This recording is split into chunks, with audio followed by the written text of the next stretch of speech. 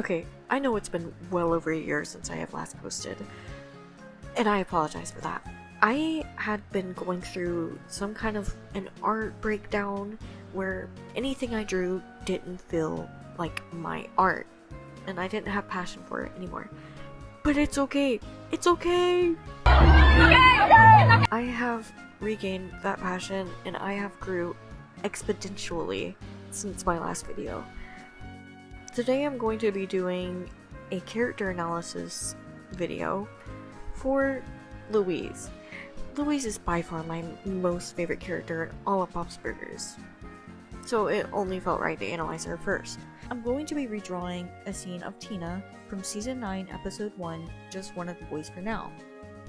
Maybe it's a bit unorthodox to draw Tina during a Louise analysis video, but I'm in art block right now, so I'm just drawing what I can at this point. I'm going to be splitting this up into 3 different sections: the change that Louise went through over the seasons, her relationships with the other characters, and what her future may look like. If any of these interest you, I'll have timestamps in the description.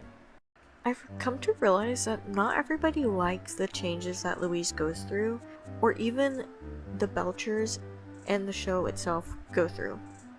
They prefer older seasons over new, and talk about how the new seasons are too emotion driven. I prefer the newer seasons and the newer Belchers, but I can see why people prefer the older ones. Out of all the changes that the Belchers get though, I believe Louise got changed the most. In earlier seasons, Louise was more mischievous. Of course, while she still is, it's vastly different from before. She used to do things like scaring her siblings in a morgue, have books on voodoo, and even going as far as telling her siblings and her father to off themselves. So what changed? I know it's probably more likely to believe that the demand for certain types of episodes, the network guidelines and strictures, and the fanbase itself had to do with the change, on account of all of these aspects changing since 2011 when the show aired.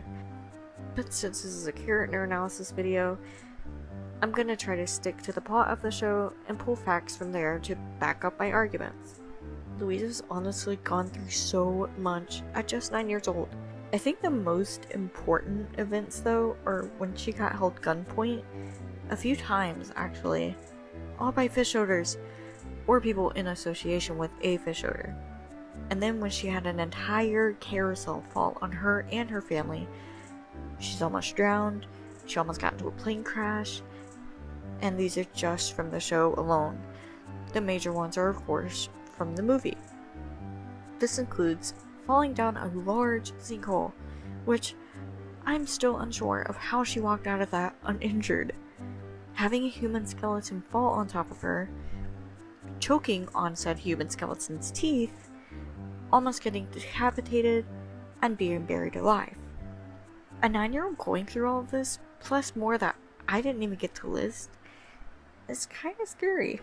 However, I do think her change started in Season 3, Episode 1, The Earsy Rider. In this episode, Logan is introduced. Louise and Logan first meet, and they start arguing immediately, going back and forth with each other. At one point, something that Louise says pushes Logan to steal Louise's bunny ears. Given the backstory from the movie of why she wore them in the first place, this makes the episode all the more interesting. Though, I don't think that storyline was a set-in-stone storyline at the time of this episode's airing. However, I do think the aspect of her wearing them to make her feel more brave has always been there, because Linda says this. You were very brave. You stood up for yourself, got help from dangerous bikers, all without your ears. Losing her ears sent her into a slight manic episode. She felt vulnerable without them. And when Logan lied to her about them being sent to the dump, and Louise finding out that they could have possibly been incinerated, this pushed her way over the edge. She got the biker gang shown in the episode, the One-Eyed Snakes, to scare Logan and threaten to cut off his ears, which of course they didn't follow through with. At one point she even chucked a shoe at a girl's face, and I never not laugh at that part. From there on out, Louise's character has only went down further. She's been through a lot that would cause a character to stop being mischievous after realizing the damage caused. In Season 3, Episode 16, Topsy, she realizes she almost electrocuted Tina just to prove a teacher wrong. And by the 7th season, she's very self-conscious about all her wrongdoings and herself as a person overall. She wonders stuff like, is she being a girl right? Is she too dangerous for other people to be around? And feeling bad for something as small as calling her best friend a weenie. To make up for all of these incidences, she goes out of her way to show she actually cares. She just cares in her own Louise way. She faked a whole doll murder mystery show just to apologize for not telling Gene something that she should have told him before. And she also carried Rudy's toy bridge over to his mom's house just as an apology for calling him a weenie. Again, I can see why a lot of people prefer the earlier seasons of Louise over the current seasons. She's definitely changed a lot. I mean, I highly doubt that Season 1 Louise will write a Christmas poem about how much she just loves her family. Louise has complex and deep relationships with the other characters. I'm going to only be doing the ones that I feel personally build up her character more. This includes her family, Millie, Rudy, and Logan. I would do Mr. Fawn as a lot of people seem to like their dynamic, but I personally just see it as an annoyed student and her overbearing guidance counselor that she stuck her neck out for maybe once or twice in the whole series. Louise takes after Bob in many ways, and it's obvious she looks up to him more than Linda. She loves spending time with her dad. She likes watching movies with him, and even felt horrible when she accidentally glued him to a toilet. When she suspected she was losing precious time with her dad since he was spending time with Gene, it led to her crying. One of the only 2 times she has cried in the entire series. Louise has even picked up a lot of mannerisms and habits that Bob has, like topping objects and having voices for them, or even sharing the same fears that he does. I do feel like Bob favors Louise over his other 2 children, not because he loves Louise more, but because of how much Louise is just like Bob's mom and reminds him of her. I even like to believe that Louise's middle name is Lily or Alice, after Bob's mom or grandmother. Again, since Louise favors Bob more, Linda is struggling to find commonalities with her daughter. This leads to lots of arguments and them two just genuinely not getting along. In the mother-daughter laser raiser episode in Season 4, Linda literally has to bribe Louise with money to do a mom and daughter seminar with her. And in Season 14's fight at the Not Okay Chorale, Linda gets extremely upset at mainly Louise because Louise didn't want to listen to her about doing chores. Linda's scared of being a bad mother and not raising her kids right. I feel like despite all the arguments and such that Linda and Louise have, they always find a middle ground. Louise of course loves Linda, but it's obvious they aren't alike in many ways as Bob and Louise are. Not personality-wise, of course. I do feel that they look nearly identical. But I really do love when they get along. Like in the episodes Amelia, Thelma and Louise, except Thelma is Linda, and Jade in the Shade. Since Louise was a little baby, she has preferred Jean over Tina. Her and Jean get into a lot of trouble together, and usually Tina is an outlier on these adventures. In Season 15's They Select Horses, Don't They?, which is one of the most emotional episodes in the entire show, and I sob every single time. Tina and Louise get into a big argument where Tina thinks Louise is a brat, and Louise thinks Tina is boring. This leads to Linda being worried that they won't ever talk to each other again, just like some sisters that her and Gail went to high school with. They end up realizing that they do need each other. Louise does need her big sister. Her relationship with Jean is very different. Her and Jean are very close. As I have said before, they get into so much trouble together, a lot of times without Tina. They even go as far as staying up for each other, like in the episodes Drum Forgiven and Large Brother Where Fart Thou. As stated in one episode, they don't have a typical older brother-younger sister dynamic. They joke together and get along, and rarely ever disagree to the extent that Tina and Louise do. But while they each have their own dynamics with each other, they all 3 work so well together. They have each other's backs through and through. the Belchers as a whole are one of the, if not the most, healthiest adult cartoon families compared to The Simpsons, The Smiths, or The Griffins. I have been most excited to analyze Rudy and Louise's relationship. Rudy is the person that Louise is closest to outside of the family. They have such a good relationship and my favorite in the entire show. Louise very clearly treats Rudy differently than any other character around her age. Not just because he has asthma or several allergies, and she's just trying to be gentle with him because she'll literally drag him into any situation she can. But because she trusts him the most, and would absolutely do anything to make him happy. I mean, who else would she willingly let touch her hat like this? Other than Millie, because Millie would do it regardless, unfortunately. It absolutely bothers her if she is the one to make him upset, and does things to make up for it. Like bringing him into her bridge because she thought it'd make him happy after, again, calling him a weenie. And while we don't see much of it, the divorce between Rudy's parents really weighs down on him, and Louise knows this, so she'll do what she can to get his mind off of it. She even helps him try to make his mom's new boyfriend, Paul, look bad at bowling. Until she has to talk Rudy out of it because she sees that he just isn't okay, and points it out to him, suggesting that maybe he just needed a friend to talk to, and she'll be there for that. She also goes to the dinner with him after he ran out from being overwhelmed. I love that episode so dearly. And then there are the events of the Valentine's episode, Bob Actually. This I feel hints that Louise might have a puppy love crush on Rudy, as much of a crush as a 9-year-old can have. Even though she doesn't want to ruin what they have in both this episode and even in the official comics. She tries her hardest just to get Rudy to not have a crush on her until she realizes that he actually likes Chloe Barbash. That's when she gets so disheartened and actually sounds upset that it's not her that Rudy likes. Louise also finds out that Rudy wants to give Chloe his first kiss. This leads to her confronting Chloe Barbash and demanding her to give Rudy his first kiss like he wanted, which of course Chloe refused, and it led to a little catfight. Louise hated seeing how sad Rudy was, so she gave him his first kiss instead, which obviously was also hers. I could go on and on about these two, because when Rudy is around, Louise acts like a totally different character, in a good way. Millie is the one character that can actually make Louise crash out and make her super uncomfortable.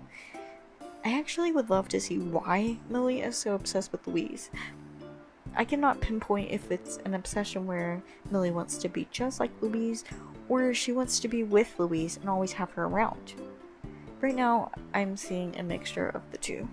Millie has her room set up just like Louise's, despite, at this point in the series, never going into Louise's room.